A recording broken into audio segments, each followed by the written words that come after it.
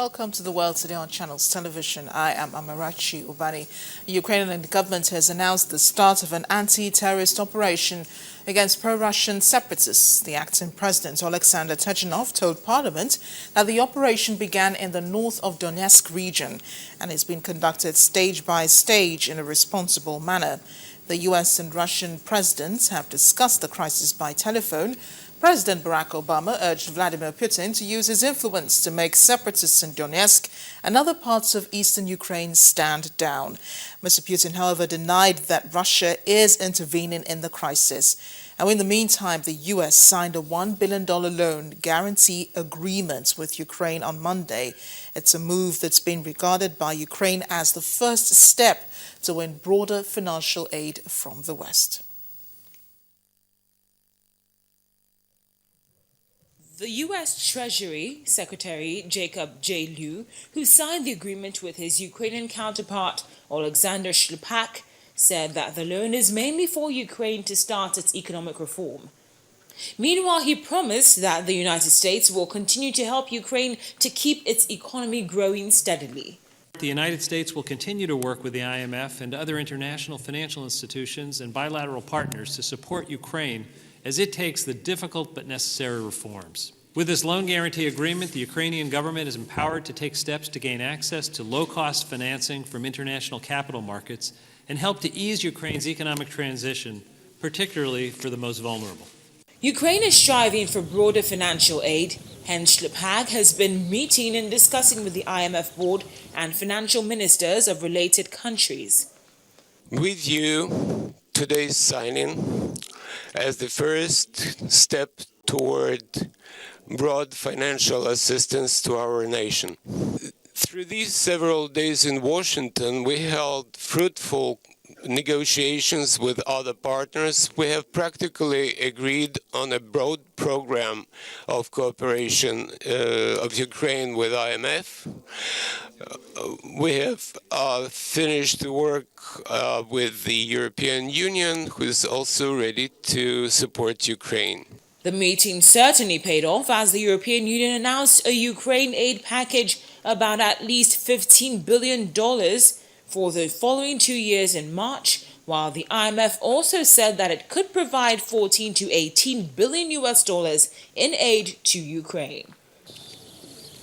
Now, despite the assistance from the United States, Donetsk residents continued to show support on Tuesday, April the 15th, for activists who seized the regional administration building last week and called for a May referendum on gaining more independence from the newly appointed Ukrainian authorities in Kiev. People gathered outside the building in a thick fog and brought supplies into the barricaded building that activists stormed on April the 6th, raising a Russian flag and naming themselves the interim government of Donetsk People's Republic. The activist supporters on the square say they agreed with the actions and hope the referendum will go forward.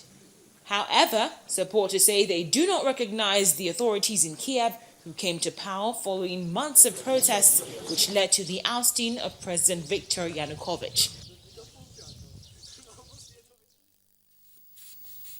Well, the VOA's Michael Bowman joins me now live from the VOA newsroom in Washington. Michael, thanks for joining us on The World Today.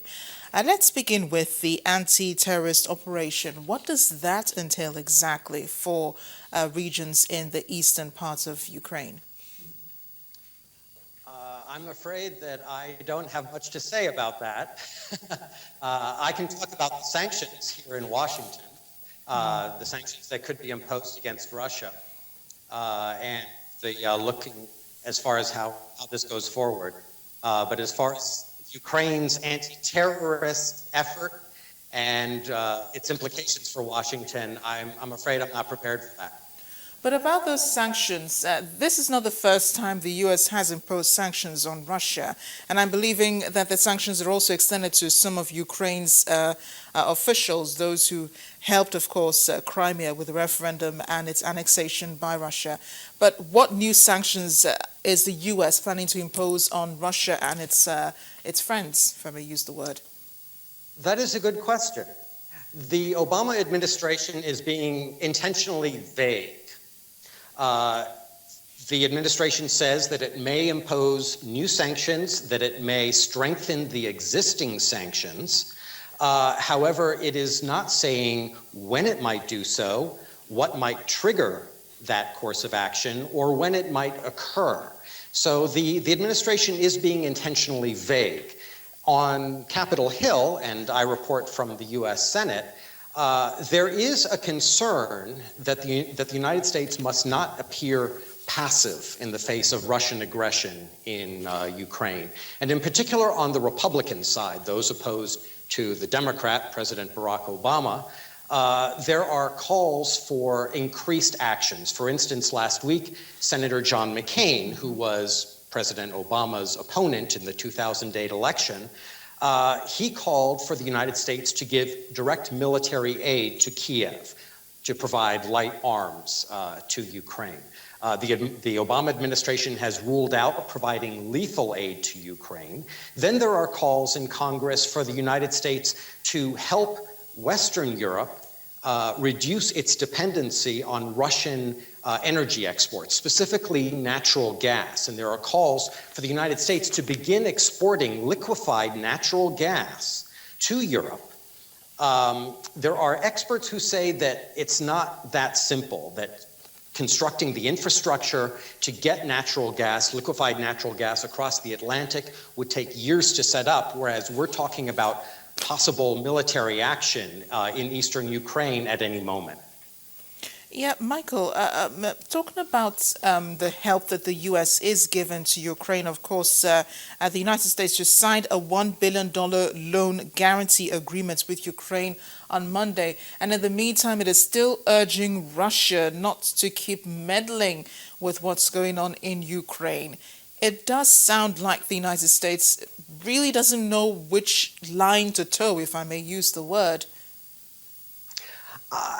Of course, the administration does not want to give any impression that there is any sort of confusion or that there's anything less than a united front on this.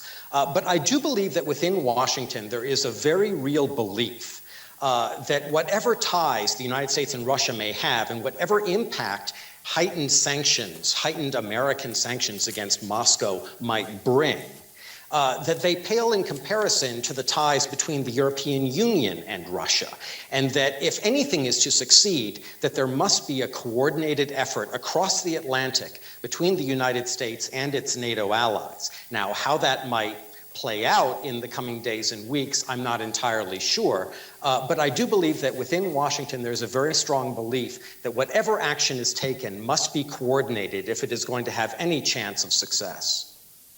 Well, thanks a lot, Michael. I guess we'd have to wait to see how those sanctions play out and the strength of those sanctions and the nature that they will take. Thanks a lot for keeping us updated. Michael Bowman with the VOA News in Washington.